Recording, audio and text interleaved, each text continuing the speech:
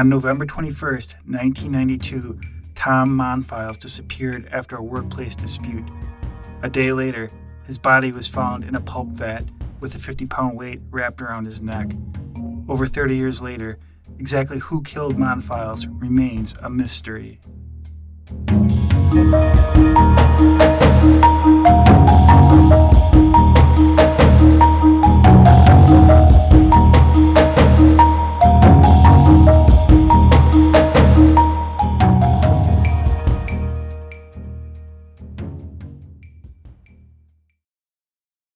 Welcome to the Monfils 6 podcast. My name is Damon Schneider. And I'm Mike Putchell. Tonight's episode is entitled Wiener Dog. So John Douglas, who wrote the book on profiling for the FBI, states Profile 4, first-time killers are usually males between 25 and 35 years of age. Wiener was 31 when he killed his brother and 30 when Monfils went missing. And Profile 5 states first-time killers usually commit the crime close to home, in a familiar place, a comfort zone. So why is that important in regards to where Wiener worked at James River? It sounds like the area that David Wiener worked was very isolated, not really visited by a lot of people. He worked with one other person, and it was kind of his spot. Yeah, so his kind of comfort zone area. Profile 6, when a suspect in a homicide case kills someone else, he immediately goes to the top of the list in the first case. So, Wiener killed his brother 53 weeks after Monfils went missing. And this is a red flag police simply cannot ignore. So why do you think it was ignored?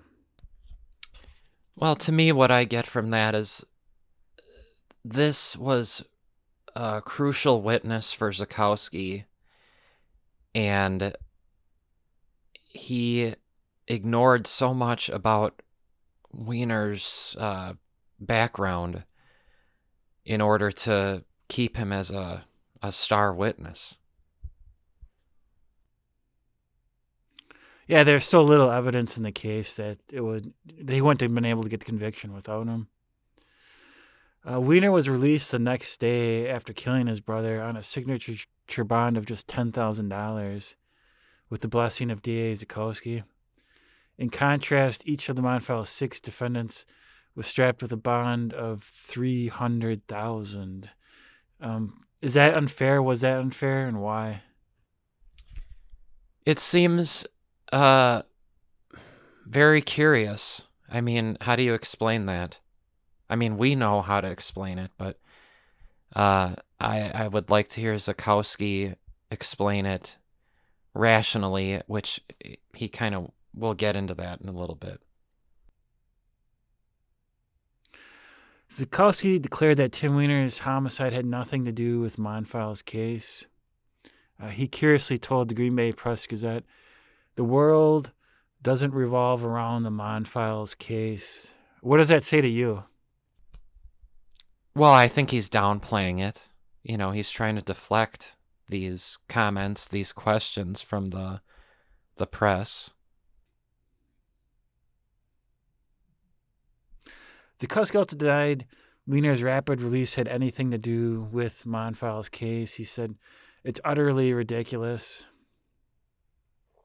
There's absolutely no tie-in between this incident, Tim Wiener, and Monfils. This was an incident between two brothers who had a history together." What is meant by that they had a history together? I just took it as they've had a history of being combative with each other, either verbally or through maybe physical fights.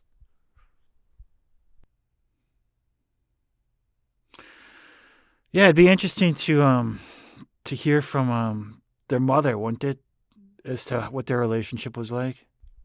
Yeah, I mean, I got a sense from when we talked about it last episode that they did go back and forth with each other, and we know that David had a hot temper, so I think it's pretty easy to imagine them being combative.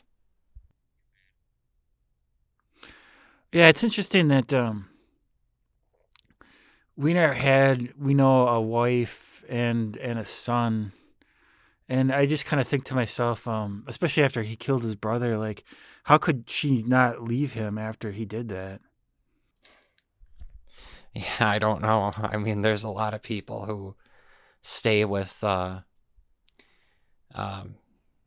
abusive or just kind of poorly behaved people. Who knows? Maybe he uh, wasn't treating them the best, and it's kind of just an abusive relationship where the person stays with the other person.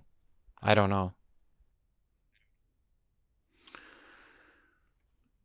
6 months after the death of Monfils and 6 months before he killed his brother, Wiener became the only eyewitness in the Monfils case. On May 14th, 1993, while celebrating a wedding, Wiener called the police at 10 p.m. to speak to a detective about the Monfils murder. Don't you think that's a bit odd just in and of itself that he would call at 10 p.m.? Yeah, I mean, I'm imagining that was the night of the wedding, right? Yeah, it was. I mean, the only explanation I can think of is that if this memory even was real, he wanted to call right now because it was still fresh in his head. So while talking with friends at the wedding, he said the name Radel came up. Wiener claimed this word unlocked a repressed memory. Has anything like that ever happened to you, where a word or something unlocked a memory from the past? I can't recall any words that unlocked memories, but I can recall things that I've seen that will remind me of something I've seen in the past, and that will bring back something that I forgot that I knew. Yeah, I think it works a lot for smells, in particular. Like a smell can really recall, a memory very well. So suddenly, Wiener says he could remember 6 months earlier that he had seen Mike Johnson and Dale Bastian near the crime scene. He remembers he was at the table in the break area. Wiener could see was Johnson and Bastian's heads above the cull cutter machines, both moving along, crouched down, carrying something heavy like a ladder. And I just want to go back again to the time frame issue that Monfils was, supposedly everything, there was murdered and covered up all within like 15 to 17 minutes, I mean, don't you think it's kind of ridiculous um, that they came up with this idea to throw him in the vat in just a matter of minutes, and then they were able to delegate who was going to do it? Mm. Yeah, you mean with that they were able to work together so easily? Yeah, I mean, why Mike Johnson and Dale Bastian? Why those two people? Yeah, I don't know why he singled them out. Because I'm thinking, excuse me, I'm thinking that you are believing that this memory that he said didn't happen. Is that your contention? That you think it's made up? More than likely, yeah.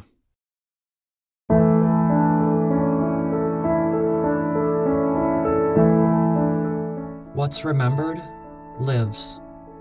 Losing someone precious from our lives is the most painful event that one can endure. Seasons of Life Memorials is dedicated to making sure the person you lost is never forgotten.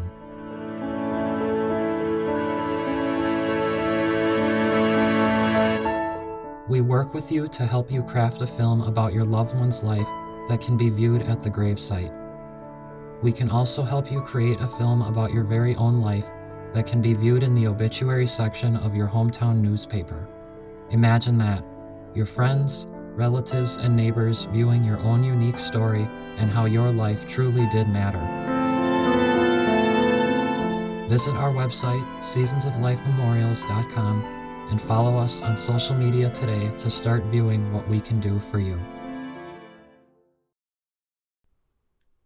Yeah, I don't know why he chose the two of them.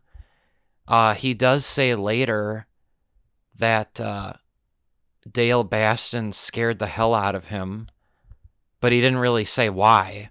I have a kind of a hard time buying that. I mean, from what we know about Dale, I don't see him being somebody to be scared the hell out of. I thought that was kind of an odd comment. The only thing I could think of in regards to that was that Dale Bastion, he was carrying on his sort of own investigation, and maybe he was starting to think that maybe Wiener was the one responsible. Yeah, that's a good point. That's true, because he was known to be going around maybe stirring the pot a little bit. So Wiener said he observed this incident of the two of them around 7:15 a.m.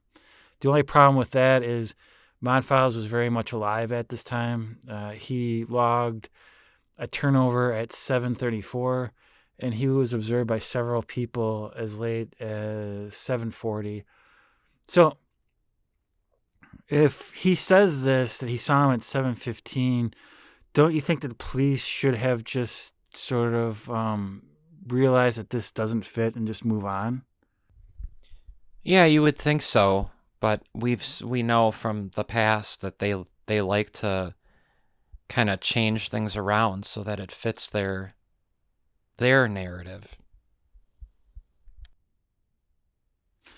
So Wiener changed his time of observation after the police told him that initial time did not fit. They referred him to his logbook. After looking at his logbook, Wiener agreed that the time frame was possibly between 7:30 a.m. and 8 a.m. At the John Doe hearing on March 15th, 1993, Wiener said he couldn't see anyone while he was at the table because there was too many obstructions. So 8 weeks after this, so again, the night of the wedding, he received information by the police on what he should have been able to see, and this is when this is when he has his repressed Rodell episode. Wiener never explained why Rodell triggered his memory, only to say that it was the name of a part-time summer employee at James River. Now, does that make any sense to you? That it was, first of all, if it was a summer employee, it was not an employee that was working on November 21st, 1992, right? Right. It doesn't make sense. It's possible that name, I don't know, something about that name could have triggered something, but it's odd too that usually people are able to explain what it was about something that makes them remember something again, and this is just so weird. This is such a bizarre story from a guy who sounds like a really bizarre person. The only thing I could think of is maybe he was having a conversation with this part-time employee, and he had mentioned to him that he had seen Dale Bastion and Mike Johnson moving or carrying something like a ladder, and that's about the only thing I could come up with. Yeah.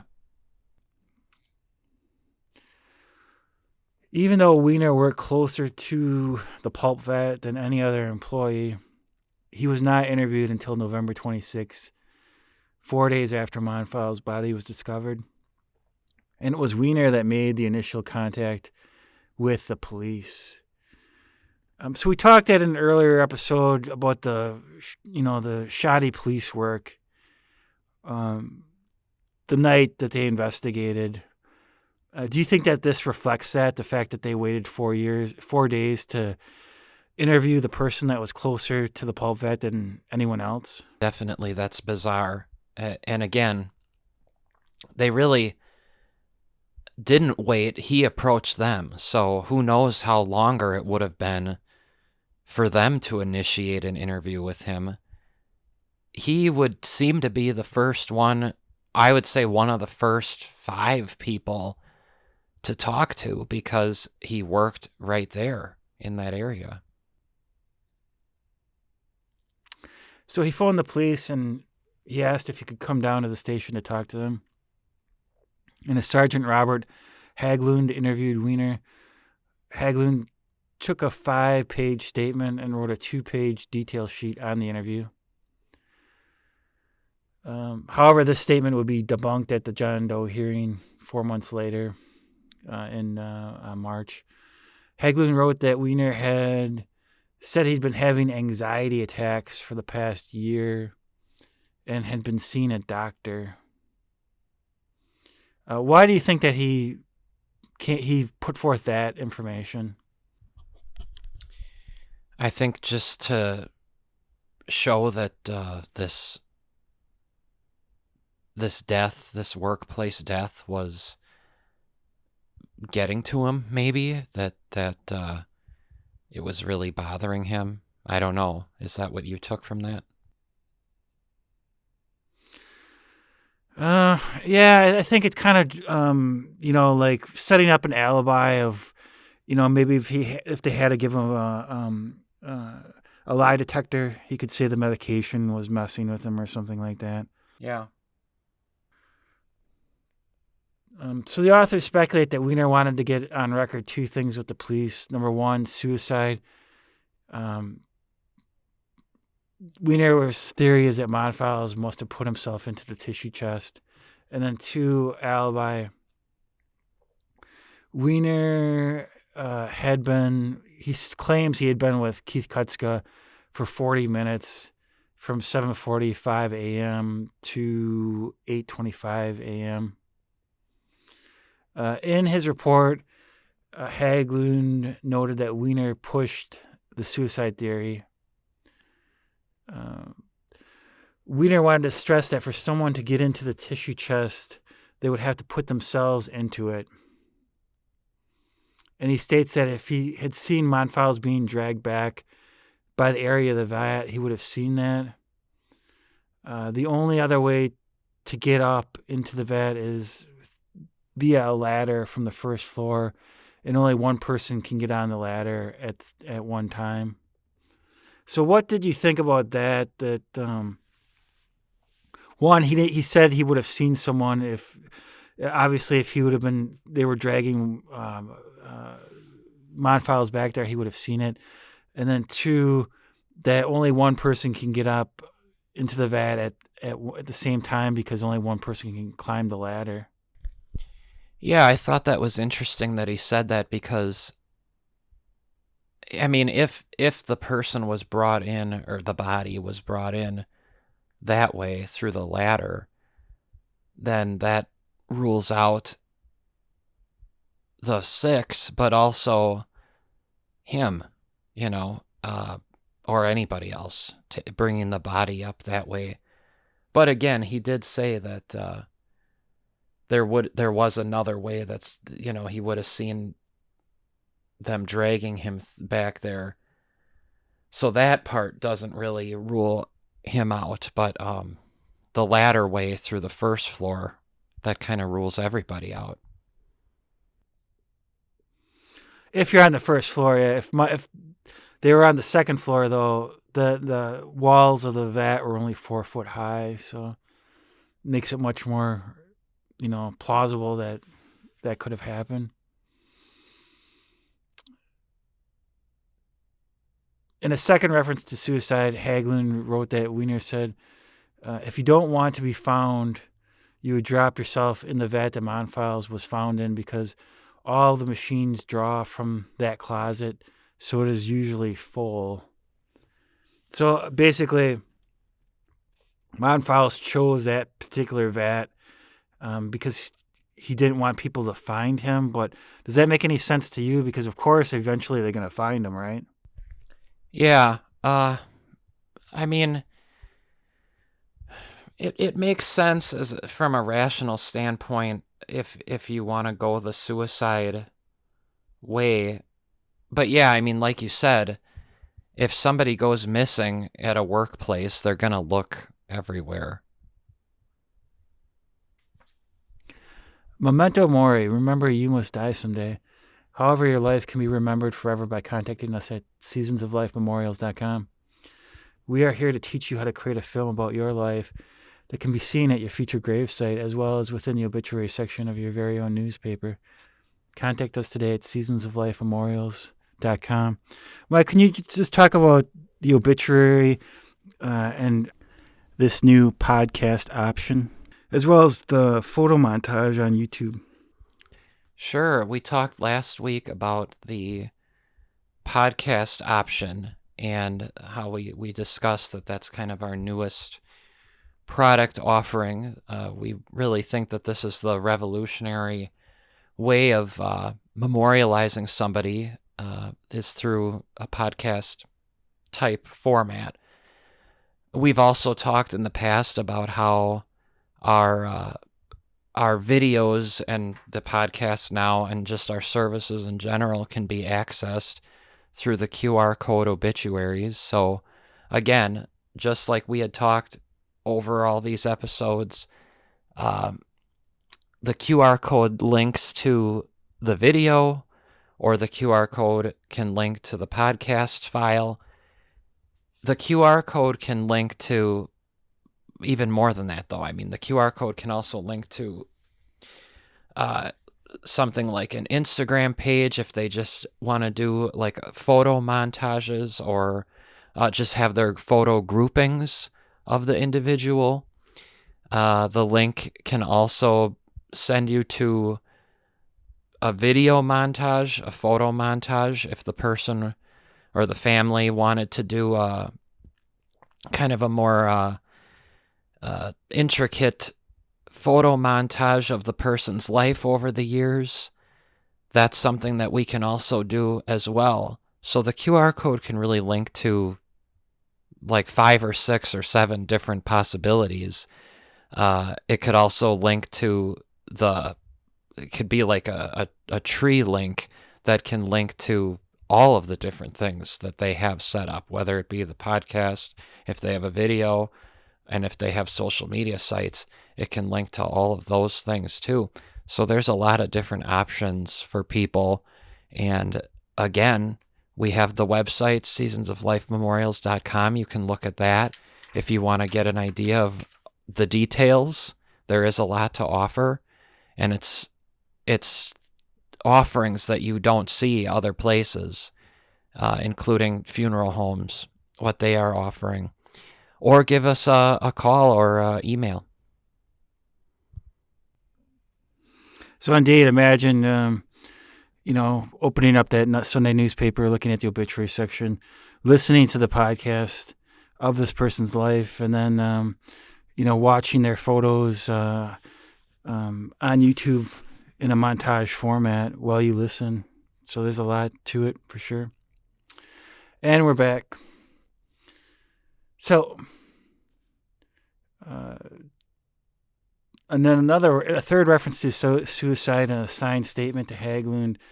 Wiener wrote, around 11 a.m., I went to check around the river. Why do you think that Wiener said that he went out to check around the river? I think he's really trying to just establish that he isn't involved. Like if there is any wrongdoing, like if this was actually a crime, I think he's really trying to just cover his ASS. About 2 weeks later, A potential suicide note was found in Coop 7, and again, the crime lab identified Wiener as a probable writer of the note. Also, no employees recalled seeing Wiener with Kutzka that morning, and this includes Kutzka himself, who said he was having stock flow problems on his machine. Don't you think it's kind of odd that he tried to say he was with Kutzka for 40 minutes and no one in the plant backs that up, including Kutzka? Yeah, it's an odd person to link yourself to, especially when you know that Keith was like talking to basically everybody that morning. So if David wasn't with him, multiple people are gonna say that they never saw him with him.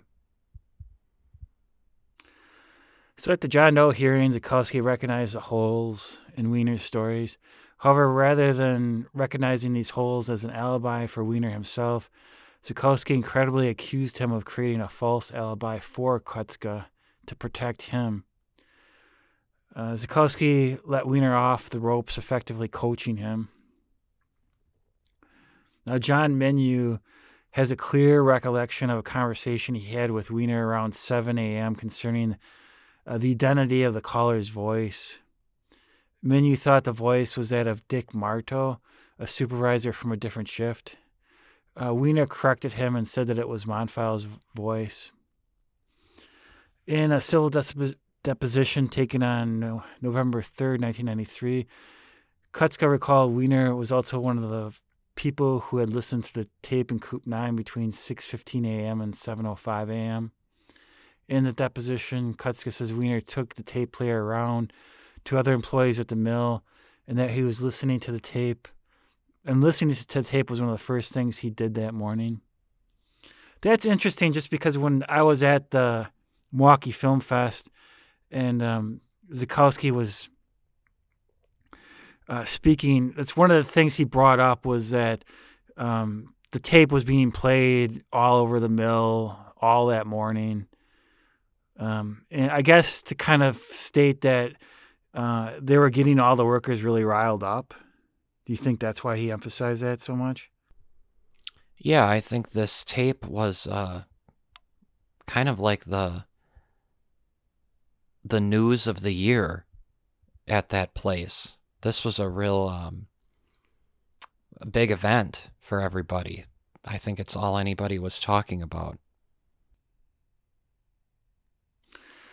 On the last day of the trial, Assistant DA Lassie made the following false statement. In regards to the Wiener theory, there's absolutely no way Wiener had that tape before 8:30 that morning. So there's a contradiction there, right? So either he listened to the tape, as Kutzka said earlier. Why do you think that they were protecting him and saying that he listened to it at no earlier than 8:30 that morning? I think they're trying to establish that if he heard it after Monfils was already missing, then there's no motive. Yeah.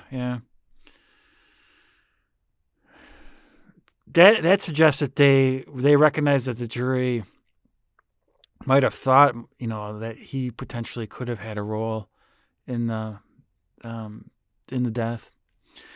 The authors emphasize that Wiener had an avowed and well-known disdain for snitches. Do you know anyone like that? Any people like that who have a disdain for snitches?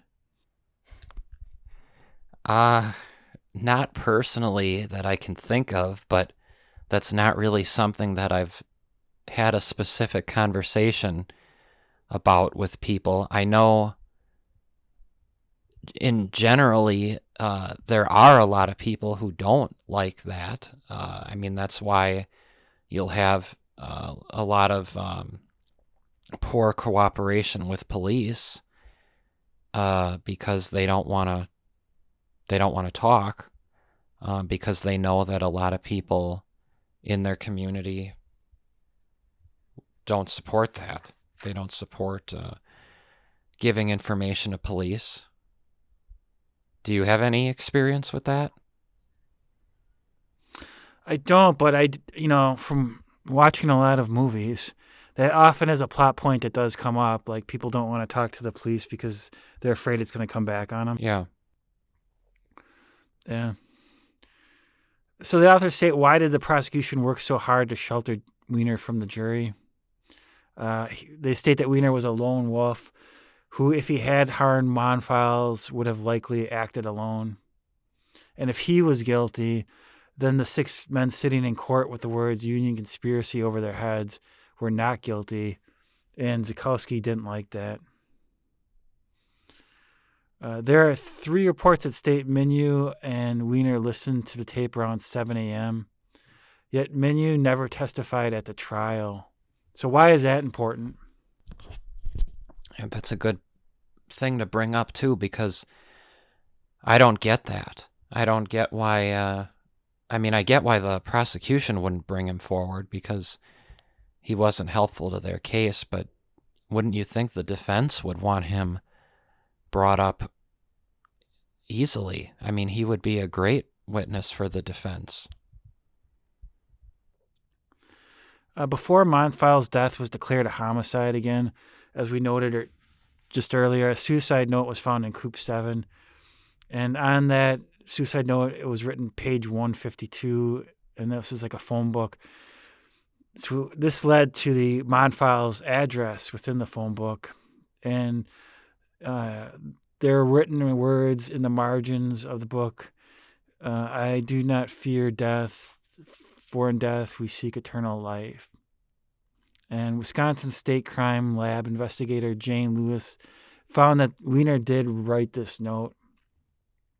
In her estimation, the Wiener handwriting sample was taken by Winkler when Wiener was in prison for his brother's death.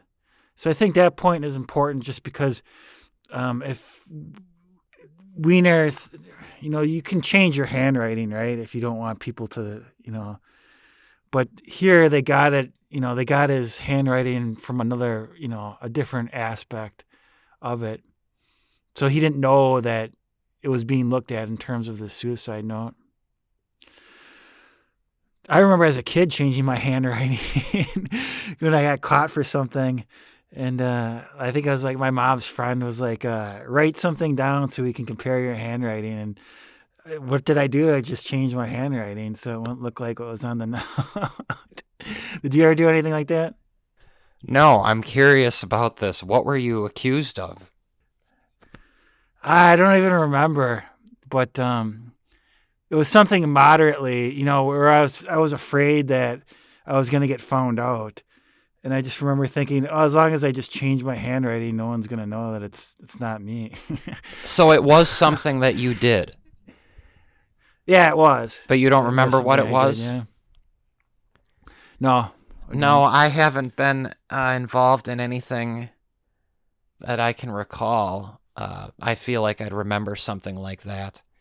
But yeah, it's like the same thing with a handwriting analysis, or like, if there's like an audio recording of somebody's voice, I always thought, well, you could kind of just change how you talk, like when they ask, like if they have a tape recording of a 911 call or something, and they want to know if that was the person on the line that called, they'll bring in people to read the transcript. And I always thought, well, people could just be like changing the tone of their voice a little bit here.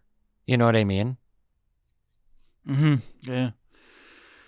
So the authors go on to state that the jury did not know Wiener had killed his brother and that he had written the suicide note. Had they been allowed to connect his fake note with the killing of his brother, the Monfils 6 would not have been found guilty. And then they go on to state that 5 inmates at the Oshkosh Correctional Institute gave depositions that Wiener admitted his guilt.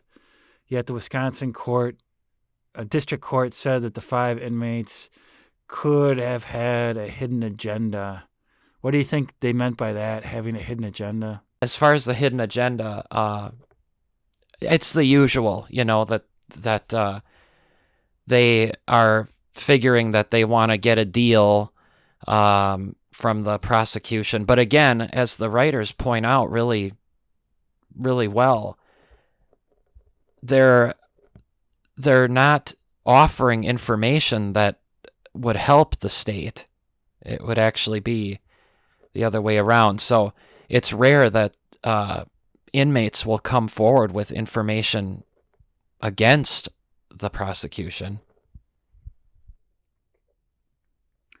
New episodes of the Monfils 6 podcast drop every other Friday. Please join us again. Thanks for listening.